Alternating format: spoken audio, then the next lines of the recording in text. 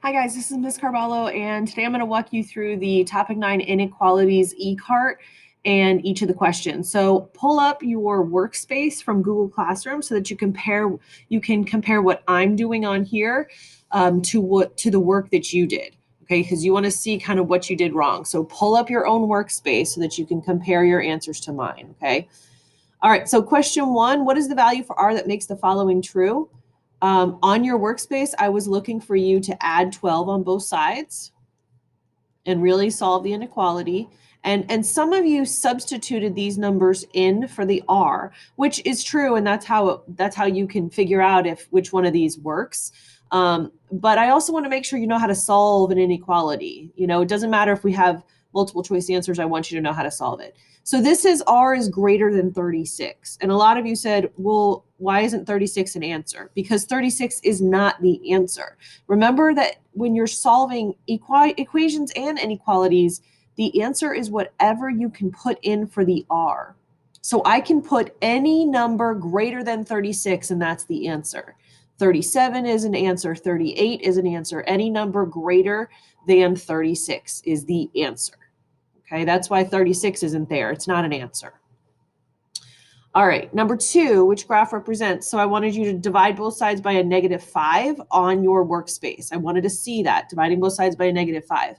That flips your inequality symbol when you divide. So this is going to be a greater than 3. X is greater than 3 is an open circle, which all of them are. These two are on the negative, so I know it's that, not that. And the X is the bigger side. See how the X has the alligator mouth eating that variable? That means that the arrow goes to the greater numbers or the bigger numbers, which are always to the right. The bigger numbers are always to the right. So if my variable is the bigger side, the arrow goes to the bigger numbers to the right. Okay, this one I wanted you to show me on your workspace that you subtracted 16 first. So then I would get 32 is greater than or equal to 4m. I don't flip when I subtract. Now I'm going to divide both sides by 4. I don't flip when I divide by 4. So this is what you should have on your workspace. 8 is greater than or equal to m. But in the answers, they have m on the left side. But I have to make sure that the m is the smaller side of the inequality. So when you flip this back, you have to flip the inequality symbol to make the m stay the smaller side.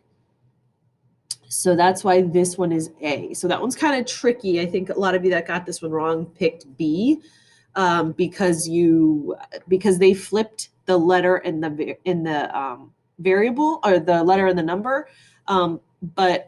And I don't want you to really do that, but this is equal to this. Those two answers are equal to each other. Okay. All right, question 4. I wanted you to subtract 10 on both sides first. That does not flip your sign when you subtract. And then I wanted you to divide both sides by a -5. And that does make you flip when you divide by a negative. So 25 divided by -5 is a -5. So y is less than -5. That is B. Question 5, which one of the graphs shows the solutions to the following inequality? So again, I'm going to subtract 4 on both sides.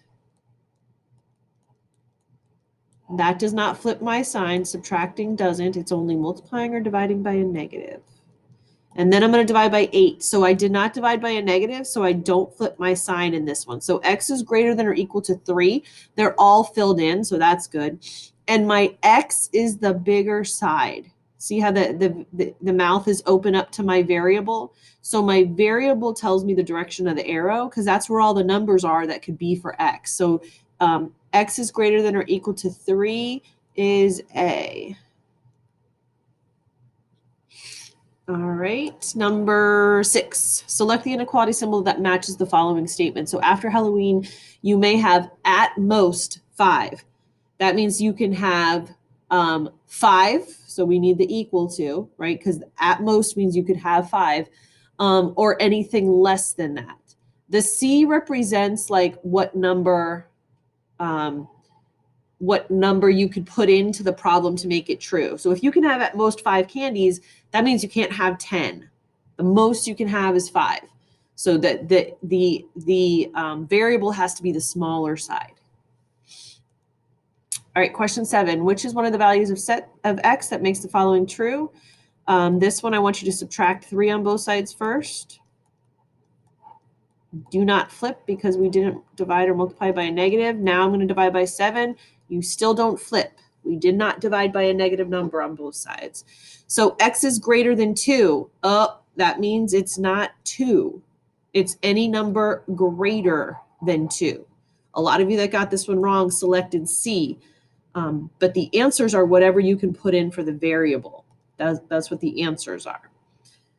The school drumline is traveling to a competition. Their van has a maximum carrying capacity of 1,600 pounds. The people in the van weigh 1,450 pounds, and they each have a drum set that weighs 19 pounds each. So the 1,450 that they weigh, plus the 19 pounds for each drum set, and we don't know how many drum sets they have. That's our variable. And that has to be less than, because a maximum means we can't go over 1,600, but we can have 1,600, and that's why it's a less than or equal to. All right, so this is the inequality I would set up to solve this problem. This isn't necessarily the way you had to do this problem, but that's why it's in this unit. In 8th grade, you'll do a lot of real problems like this where you could set up an inequality or an equation to match the word problem. All right, so 1,600 minus 1,450, 150. And then I'm going to divide both sides by 19. And that's going to give me some decimal, 7.89.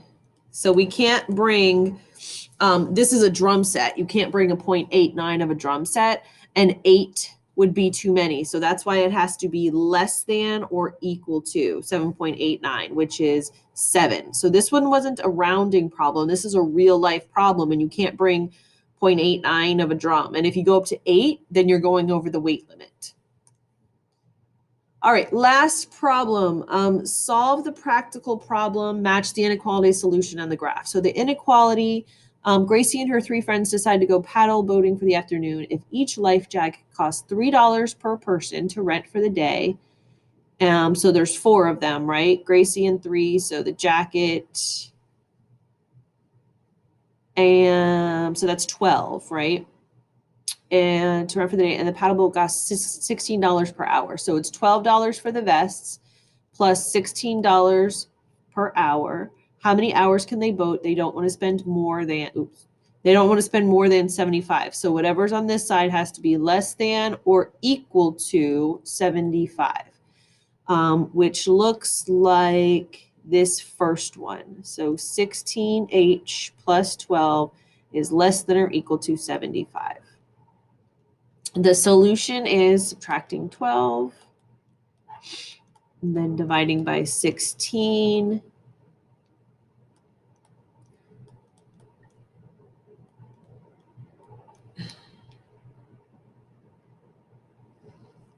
.9 x or h for hours is less than or equal to 3.9. So if they went up to 4 hours, then it would actually be too much. They would be spending too much money. So x has to be less than or equal to 3.